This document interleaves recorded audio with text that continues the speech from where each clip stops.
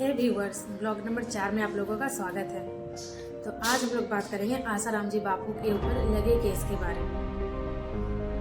इस केस से संबंधित कुछ टेक्निकल चीजें ऐसी हैं जो कि आपको जानना जरूरी है।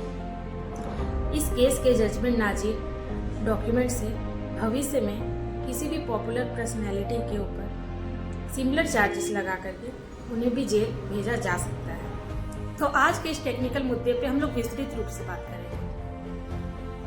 ये केस आसाराम जी बापू का है।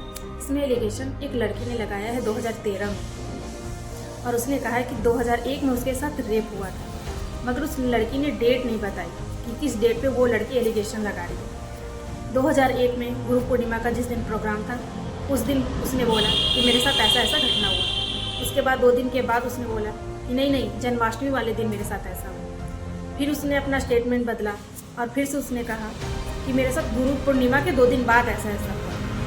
अब आप ही जरा सोचिए, अगर आपको डेट बताना हो तो आप किसी पे एलिगेशन कैसे लगा सकते हैं? आप अपने आप को डिफेंड कैसे करेंगे?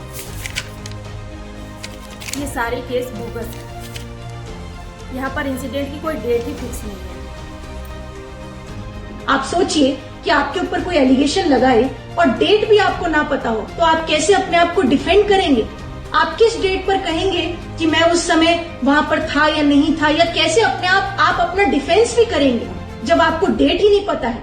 यहाँ पर इंसिडेंट की डेट ही फिक्स नहीं है, सिर्फ एक रैंडमली कहा गया है कि 2001 में गुरु पूर्णिमा के कुछ दिन बाद मेरे साथ ऐसी ऐसी घटना हुई, और 2013 में जाके ये कंप्लेंट दर्ज हुई, और अभी 1 महीना पहले अहमदाबाद की कोर्ट ने इस केस में जजमेंट पास की और कहा कि इतने लंबे डीले के बाद जब डिफेंस के आर्गुमेंट्स हुए और डिफेंस के वकील ने ये कहा कि इतने लंबे डीले को आप जस्टिफाइड नहीं मान सकते हैं, क्योंकि कंप्लेनेंट ने कोई रीजन नहीं दिया है रीजनेबल कि इतने लंबे डीले तक, इतने समय तक वो चुप क्यों रही। तो कोर्ट ने कहा कि हम इसमें डीले को माफ करते हैं क्योंकि आप एक बड़ी पोजीशन पर थे। तो क्योंकि आप एक बड़े पोजीशन पर, लंबे डिले के बाद कोर्ट के द्वारा माफ करना सही है। इस प्रकार कोई भी पॉपुलर पर्सनालिटी के ऊपर सिमिलर चार्जेस लगा करके उन्हें भी जेल भेजा जा सकता है, और वो अपने आप को डिफेंड भी नहीं कर सकते। तो ये न्याय प्रणाली कहाँ तक सही है? कमेंट करके बताइए।